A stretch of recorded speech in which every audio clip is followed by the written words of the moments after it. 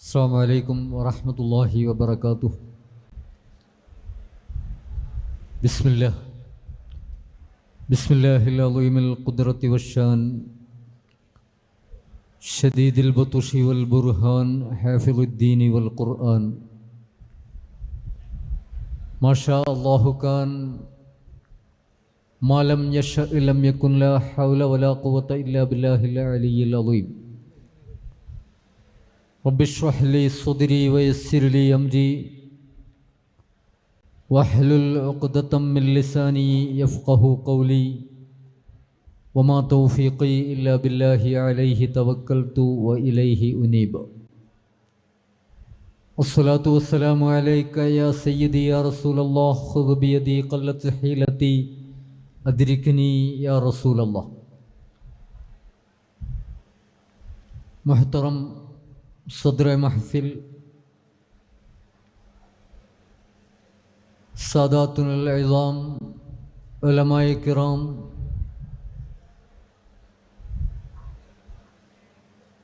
Sunni students federation के state leaders, मेरे प्यारे स्टूडेंट्स दोस्तों,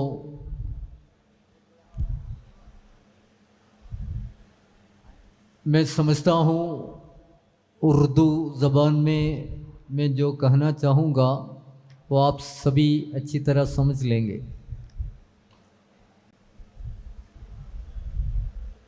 मैंने पूछा मुस्तफ़ा उस्ताद से कि मैं क्या कन्नड़ा में बात करूं, उन्होंने बोला नहीं, इसलिए मैं कन्नड़ा में नहीं बोलूँगा। मेरा नाम के साथ इधर बोला हुआ है कश्मीर। बेसिकली मैं कश्मीर से नहीं हूँ, बल्कि हमारे ऑर्गेनाइजेशनल काम में चंद सालों से कश्मीर के अंदर काम करने का तौफीक मिला। बुज़ुर्गान दीन की बरकत से, उलमाए किराम की दुआ से कश्मीर के अंदर काफ़ी कुछ चेंजेस लाने के लिए मुझे और अपने साथियों को अल्लाह ताला तौफीक दिया। उसकी वजह से ही आजकल केरला के लोग समेत मुझे कश्मीरी कह देते हैं। और पूरी दुनिया में अगर हम देखें, तारीख़ में देखें,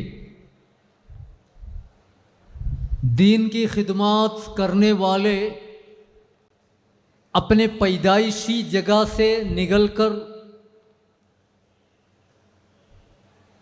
कई ममालिक क्रॉस करके दूर जाके भी खिदमत की है। हुजूर पाक सल्लल्लाहु अलैहि वसल्लम इस दुनिया में तशरीफ़ लाकर नबूवत हासिल करने के बाद 23 सालों में मक्का मुकर्रमा और मदीना मुनव्वरा के अंदर अपनी ज़िंदगी गुजारी। उस 23 सालों के अंदर पूरी उम्मत मुस्लिमा को नहीं, पूरे इंसानियत को मालिकुल मुलूक अल्लाह की तरफ से जो सबक सिखाना था वो सब कुछ सिखा के चले गए। खाली बोल बोल के सिखाया नहीं, जो कुछ भी बोला है वो अपनी जिंदगी में दिखाकर अपने सोहबत में रहने वाले सहाबाए किराम को परफेक्ट फॉर्म में दिखाकर, समझाकर, जो अल्लाह ताला चाहता है उम्मत मुस्लिमा के अंदर, वैसे ही एक उम्मत को तैयार करके इस दुनिया से अलविदा कर गए हैं। वो 23 साल हुजूर पाक सल्लल्लाहु अलैहि वसल्लम की ज़िंदगी बेशक परेशानियों की थी, तकलीफात काफी सारा सामना करना पड़ा। आप सभी हजरात, मेरे प्यारे दोस्तों, आप जानते हैं हुजूर पाक सल्लल्लाहु अलैहि वसल्लम तशरीफ लाते समय अरब के लोगों की जिंदगी कैसे थे। अरब कम्युनिटी के अंदर लोगों के बीच में किस किस्म की बुराइयां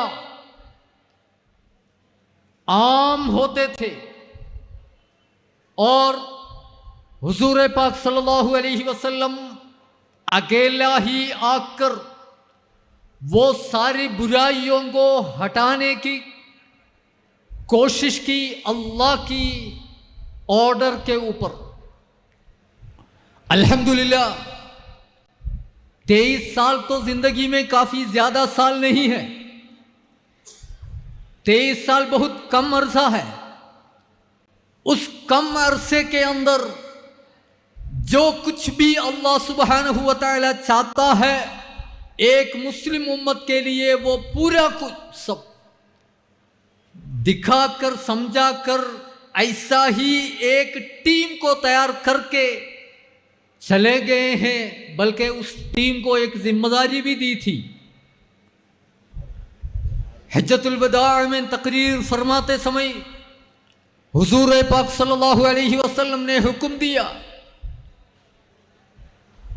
फल युबल्लिग शाहिदुल गाइबा। आप जानते हैं अल यौमा अकमलतु लकुम दीनकुम व अतममतु अलैकुम निअमती व रदीतु लकुमुल इस्लाम दीना।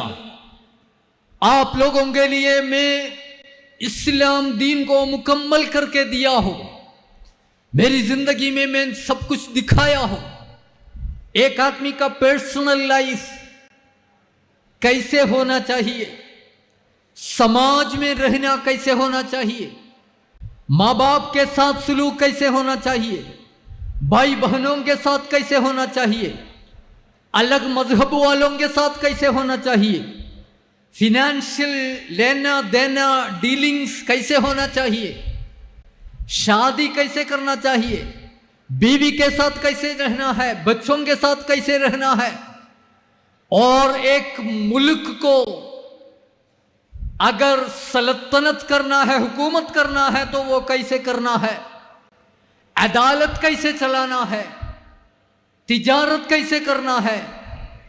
वैसे देखिए एक इंसान इस दुनिया में आकर किस किस किस्म की जिंदगी गुजारते हो, वो सारा कुछ जिंदगी में एक इंसान कैसे होना चाहिए, ये सब कुछ ए टू जेड अल्लाह के हुक्म के ऊपर आका करीम सल्लल्लाहु अलैहि वसल्लम ने सिखाया।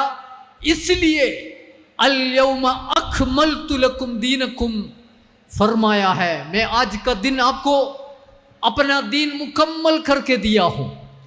इसमें क़यामत तक आने वाले कोई भी इंसान, चाहे वो साइंस और टेक्नोलॉजी में कितने भी डेवलप्ड हो, साइंस और टेक्नोलॉजी में बहुत कुछ आगे गया हो, एआई का जमाना भी आया हो, जो आका करीम सल्लल्लाहु अलैहि वसल्लम मुकम्मल करके दिया है उसमें न कुछ ऐड करने का है न कुछ उसमें से निकालने का है। हुजूर पाक सल्लल्लाहु अलैहि वसल्लम आखिरी नबी है।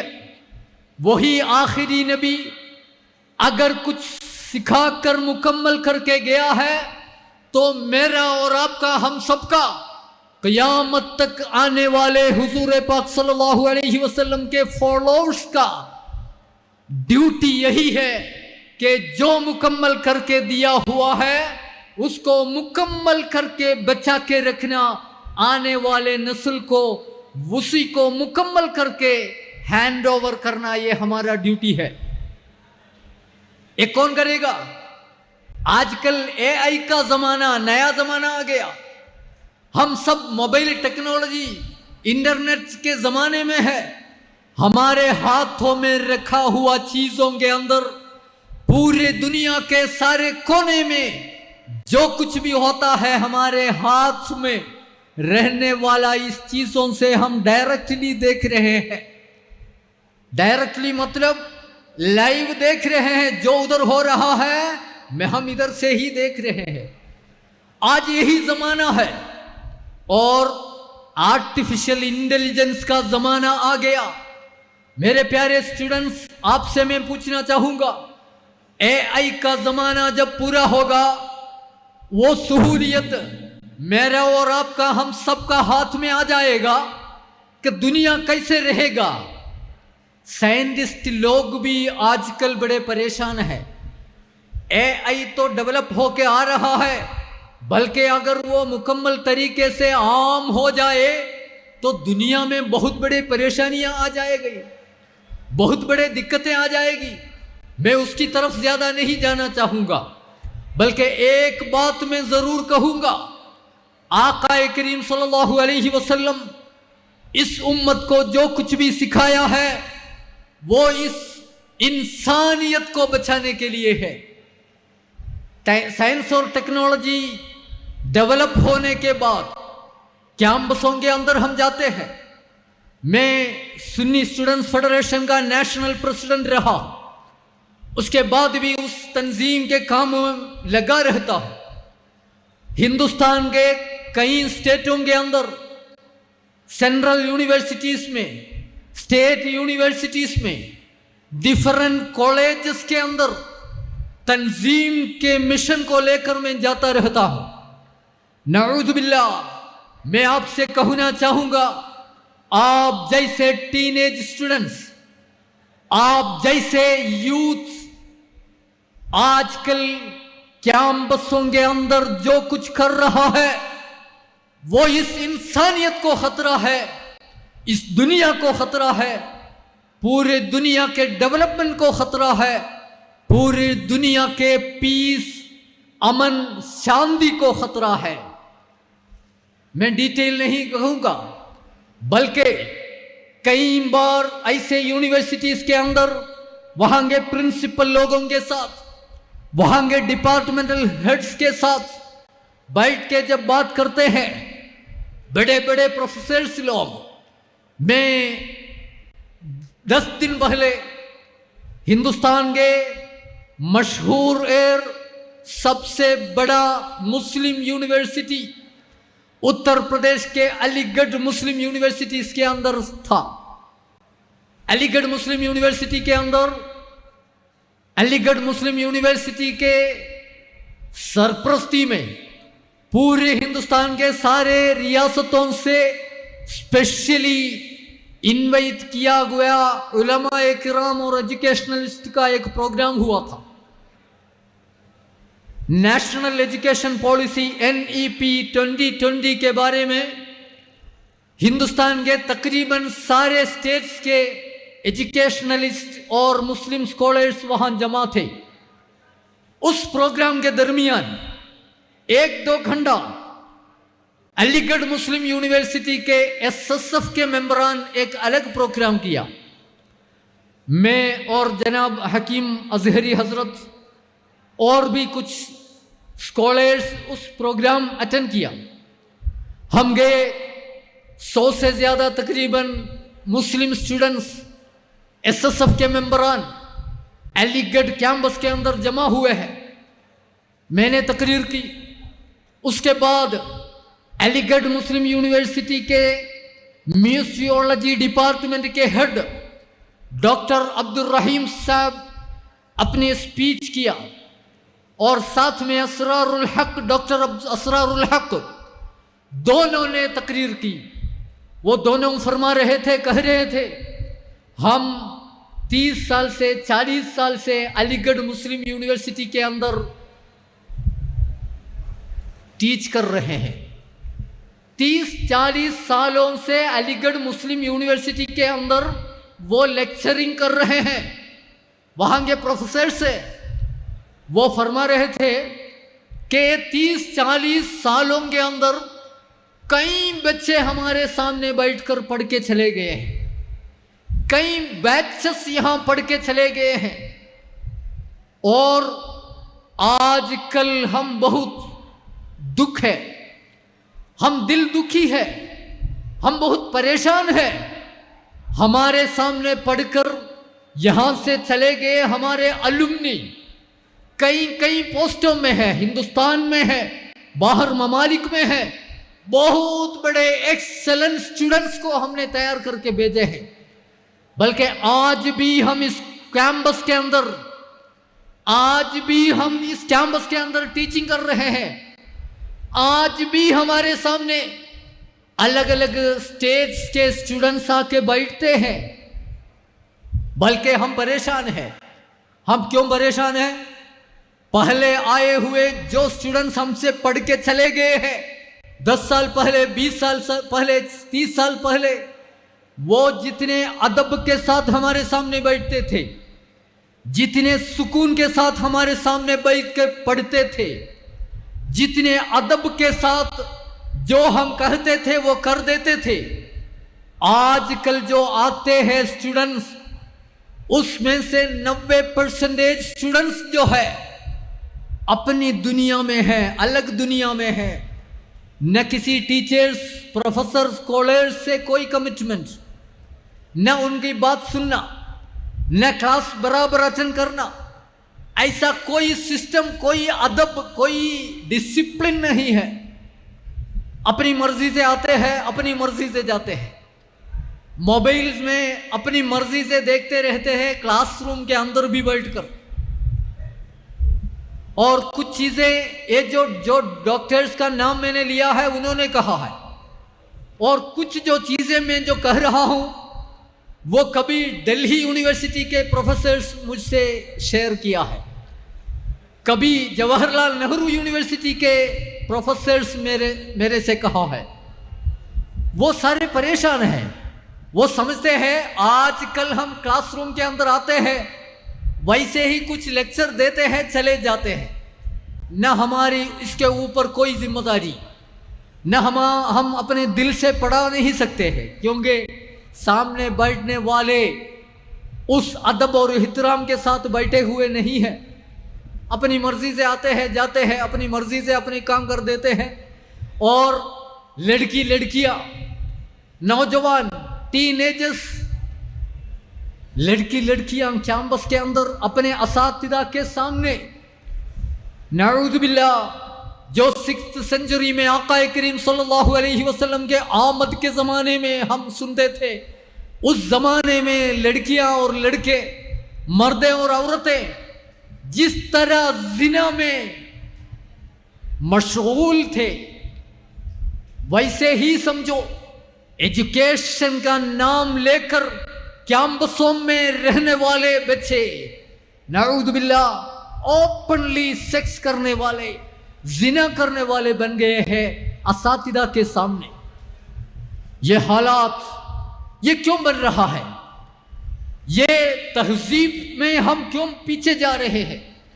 मैं आपसे कहूंगा, अनफॉर्चुनेटली इस किस्म की बुरी हालात हम नहीं समझना गैर मुसलमानों के बीच में ज्यादा है। नहीं, गैर मुस्लिम बच्चे भी ऐसे हैं, बल्कि उनसे भी बढ़कर हमारे कम्युनिटी के बच्चे इस किस्म के गलत कामों में मशगूल रहते हैं। अल्लाह ताला बचा दे। मैं यही कहूंगा, अलीगढ़ के अंदर वो 2 प्रोफेसर्स ने स्पीच की। उन्होंने कहा, जब से एसएसएफ इस कैंपस के अंदर काम करने लगा, जब से एसएसएफ इस काम के अंदर कायम हुआ, इस कैंपस के अंदर कायम हुआ, तब से हमें उम्मीद है, अल्हम्दुलिल्लाह, अच्छे नौजवान स्टूडेंट्स टोपी पहनते हैं, दाढ़ी रखे हैं, नमाज बराबर पढ़ते हैं, अदब और एहतराम के साथ क्लास में आते हैं, पढ़ते हैं, मेहनत करते हैं, और अपने साथियों को भी बुराई से रोककर हिदायत की तरफ, नेक की तरफ ले जाने की कोशिश करने वाले एसएसएफ के मेंबरान अलीगढ़ कैंपस के अंदर जब से काम करने लगे हैं, हमें उम्मीद बढ़ गए हैं। उनकी जबान है, उनकी बातें हैं।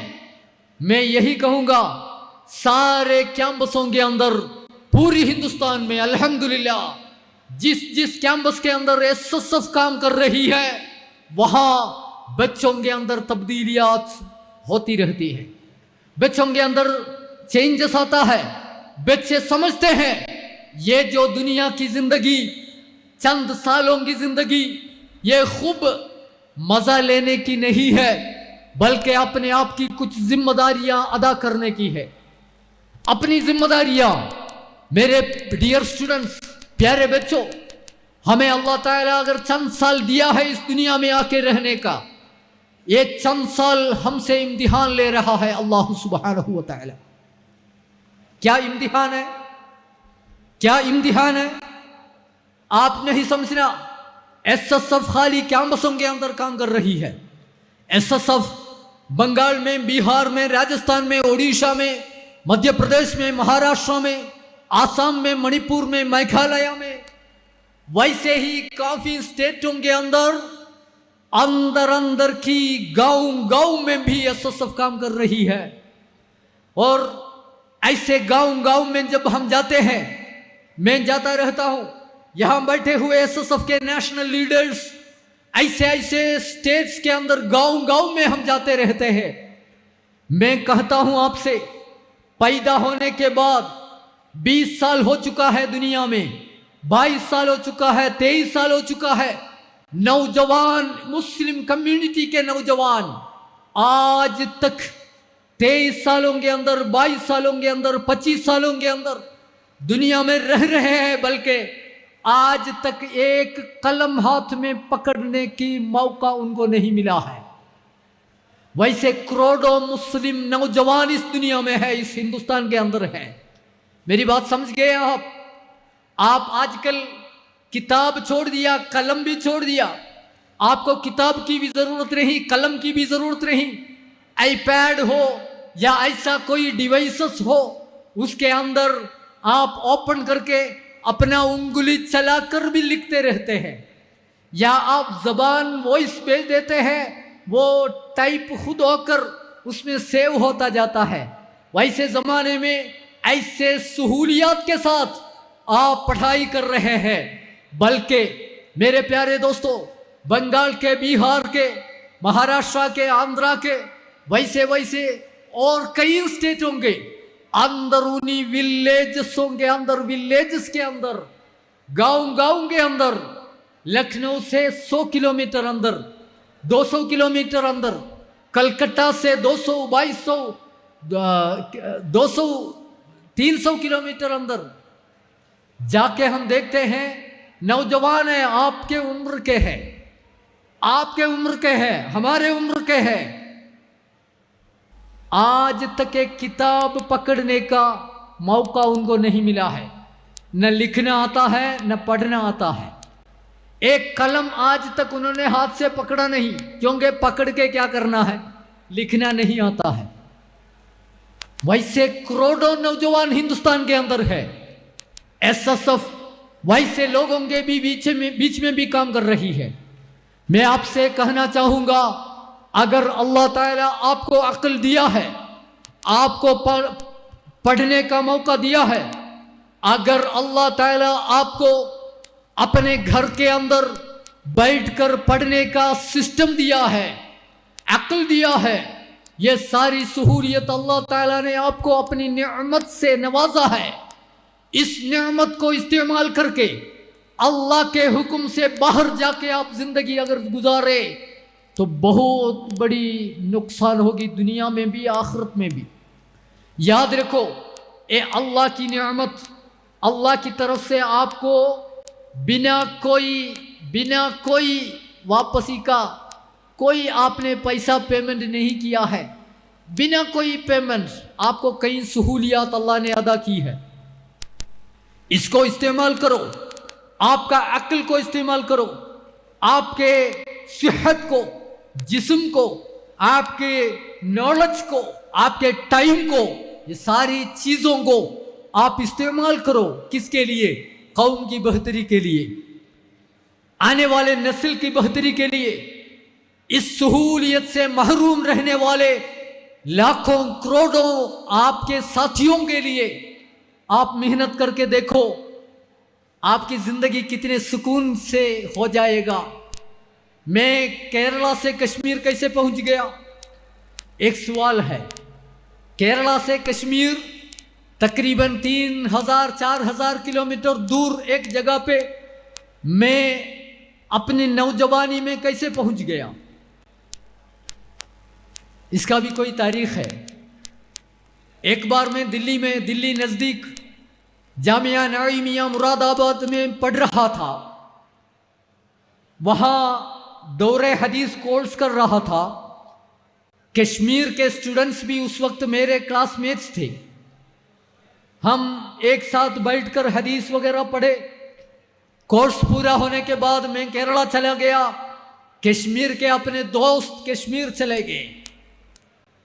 कुछ सालों तक हमारा कोई लिंक नहीं था, कोई कांटेक्ट नहीं था। 2001 में थे हमारी फरागियत। उस वक्त मोबाइल भी नहीं था।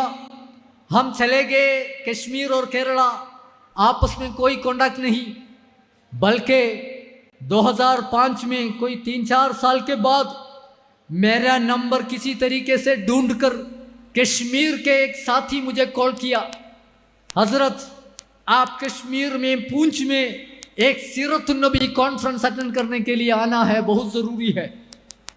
मैं उस वक्त कहीं मशगूल था, एंगेज्ड था। उन्होंने जिस डेट के लिए मुझे दावत दी, मैंने बोला उस डेट पे मैं नहीं आ सकूंगा, मेरा ड्यूटी है, मुझे छुट्टी नहीं मिलेगा। तो उन्होंने बड़े ज़बरदस्ती अपना डेट भी चेंज करके जब मुझे दावत दी, मैं चला गया कश्मीर उस प्रोग्राम अटेंड करने के लिए। सुबहान अल्लाह, जम्मू रेलवे स्टेशन में उतरा ट्रेन। वहाँ से आगे ट्रेन नहीं, वहाँ से आगे बहुत बड़ा पहाड़ है। पूंछ एक जगह जाना है मुझे। हमारे जनरल सेक्रेटरी साहब पूंछ गए थे ना आप? हाँ, आप गए हैं, और भी गए हुए लोग इधर होंगे। बहुत पहाड़, गाड़ी ऐसी जाते हैं तो हम डर लगते हैं। 10 फीट 12 फीट के रोड, बहुत ऊंची पहाड़ में, उससे वो रोड भी बहुत खराब है, उससे 260 किलोमीटर के रास्ता कोई 15 घंटे में पहुंच गए हम। रास्ता के आप देख लेना रास्ता कैसे होगा। पूंछ पहुंचा, पूंछ एक जगह वहां पहुंचा। जिस जगह में पहुंचा हूं वहां से सामने देखते हैं रात को उस पहाड़ के ऊपर पाकिस्तान का बॉर्डर दिख रहा है। पाकिस्तान का बॉर्डर लाइट लगाया हुआ है, चमक रहा है, वो पाकिस्तान का बॉर्डर है। मैं कहता हूं मैं हिंदुस्तान के आखिरी कोने में पहुंच गया हूं। वहां के सीरतुन्नबी कॉन्फ्रेंस अटेंड किया, तकरीर वगैरह की। उसके बाद वहां एक मुसलमान के घर के अंदर गया आराम करने के लिए। उन्होंने वो घर मुझे फिक्स करके दिया था। मैं वहां गया, खाना खा के बैठे हुए मेरे सामने वहां के छोटे छोटे बच्चे आ गए। मैंने उनसे पूछा कहाँ पढ़ रहे हो, किस क्लास में पढ़ रहे हो। जाहिरी तौर पर हम पूछते हैं छोटे बच्चों को जब मिलते हैं। जब ये मैंने सवाल किया, सुबहान अल्लाह, उनके माँ बाप साथ में बैठे हुए, उनके बाप और दादा ने मुझे कहा आपके केरला के इंस्टीट्यूट के अंदर हमारे बच्चे पढ़ते हैं। माशाअल्लाह।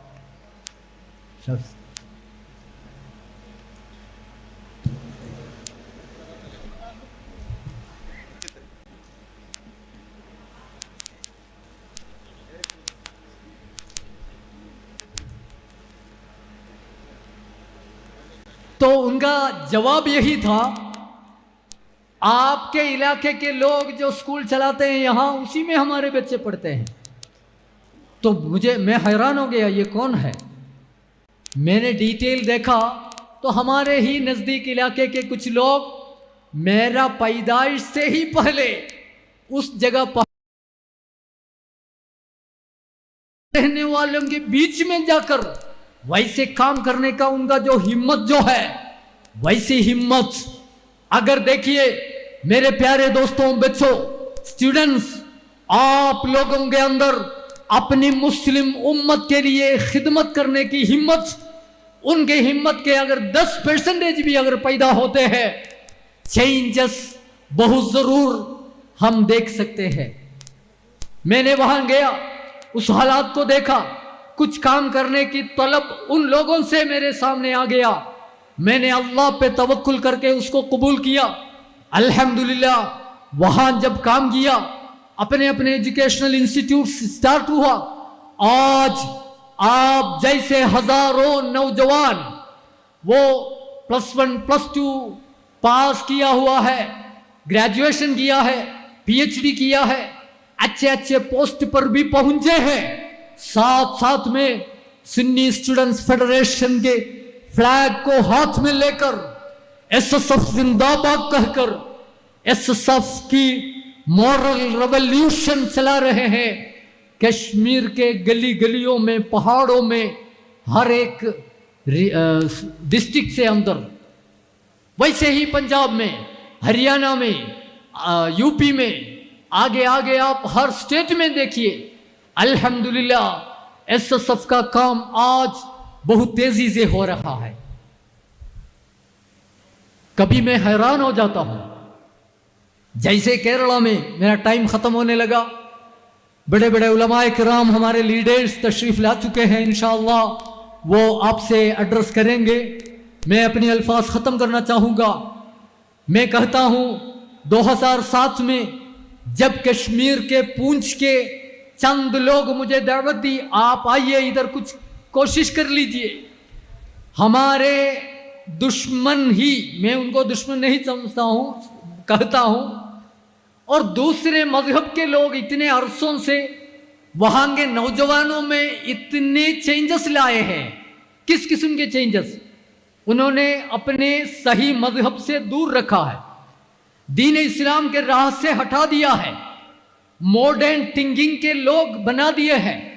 वैसे चेंजेस अगर आपके इलाके के लोग आके इधर कर लिया है, हमारे नए नस्ल को वो गलत राह पर ले जा रहे हैं, तो सुन्नियत के लिए, मुस्लिम उम्मत के लिए आप भी कुछ मेहनत कर लीजिए। ये डिमांड उनकी तरफ से जब सामने आया, मैंने वो कबूल किया। चंद साथी लोग मेरे साथ आए, मेहनत करना स्टार्ट कर दिया। अल्हम्दुलिल्लाह आज हजारों SSF के मेंबरान कश्मीर से तैयार हो गए हैं। कब तैयार हुए हैं? जब हम अपने आप को कुर्बान करने की तैयार हो गए, अपने आप को कुछ मेहनत करने की, कुछ तकलीफात, कुछ परेशानियां बर्दाश्त करने के लिए जब हम नौजवान लोग तैयार हो जाते हैं, अल्लाह ताला हमें रास्ता आसान कर देता है। अल्लाह तैयार है, अल्लाह तैयार है।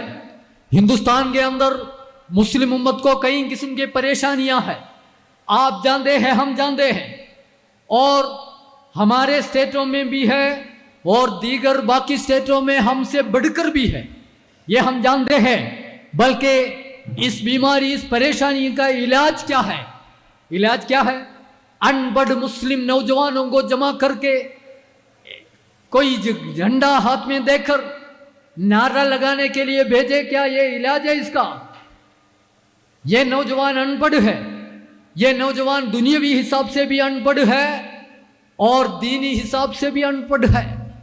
पूरे हिंदुस्तान के करोड़ों नौजवान, उनको और आने वाले नस्ल को सही दीनी और दुनियावी तालीम देकर आका करीम सल्लल्लाहु अलैहि वसल्लम मुस्लिम उम्मत के लिए जो तहजीब दिखाया है, जो कल्चर दिखाया है, बताया है, उस राह पर चलने वाले लाखों नौजवानों को हिंदुस्तान के अंदर तैयार करके बाकी वाले मजहब वालों के साथ एक डेमोक्रेटिक और सेक्युलर कंट्री में किस हिसाब से रहना है वो सही समझाकर प्रैक्टिकली उनको सही मुसलमान बना के हिंदुस्तान में रहने के लिए तैयार अगर ना करे, हमारी परेशानियां कभी दूर नहीं हो सकती।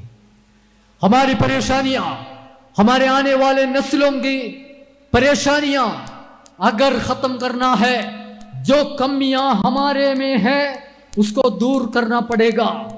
उसके लिए नौजवान फील्ड में काम करना पड़ेगा। और मैं आखिर यही बात कहना चाहूंगा, कुछ नहीं होगा अंधेरों को बुरा कहने से, कुछ नहीं होगा अंधेरों को बुरा कहने से अपने हिस्से का दिया खुद ही जलाना होगा।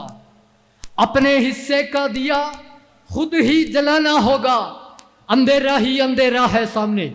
बंगाल जाए, बिहार जाए, राजस्थान जाए, महाराष्ट्र जाए, कश्मीर के पहाड़ों में भी जाए, सामने अंधेरा दिख रहा है। क्यों अंधेरा दिख रहा है? इल्मुल्लाहि नूरुन, अल्लाह का जो इल्म है, दीन का जो इल्म है, वो नूर है, वो हमें गाइड कर सकता है। अंधेरा हटाने का एक ही तरीका नूर हासिल करना है।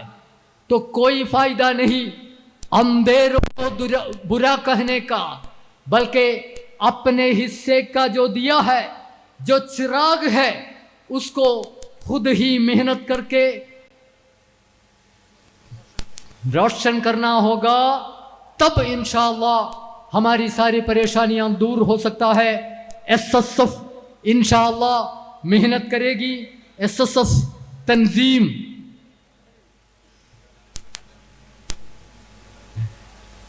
माशाअल्लाह, एसएसएफ जो तंजीम है, आप जैसे लाखों नौजवान इल्म की नूर को अपने सीनों में लेकर अल्हम्दुलिल्लाह काम कर रही है। ये कोशिश जारी रहेगी। हिंदुस्तान के मुसलमानों के फ्यूचर हम तब्दील करेंगे एजुकेशन से, इल्म से और डेडिकेशन के साथ मेहनत करके। हम नौजवान हिंदुस्तान के मुसलमानों को तरक्की की तरफ ले जाएंगे। कर्नाटक के कैंपस असेंबली में जमा हुए मेरे नौजवान स्टूडेंट्स से मैं यही रिक्वेस्ट करूंगा, इस झंडा को पकड़ो, एसएसएफ को पकड़ो, इस दामन को पकड़ो। हिंदुस्तान के लाखों नौजवान स्टूडेंट्स के साथ आप जमा हो जाओ, जुड़ जाओ। इंशाअल्लाह हम इंकलाब लाएंगे। मैं अपनी अल्फाज ख़त्म करूंगा। वाखिर दावाना अनिल हम्दुलिल्लाहि रब्बिल आलमीन। अस्सलामु अलैकुम व रहमतुल्लाहि व बरकातुहू।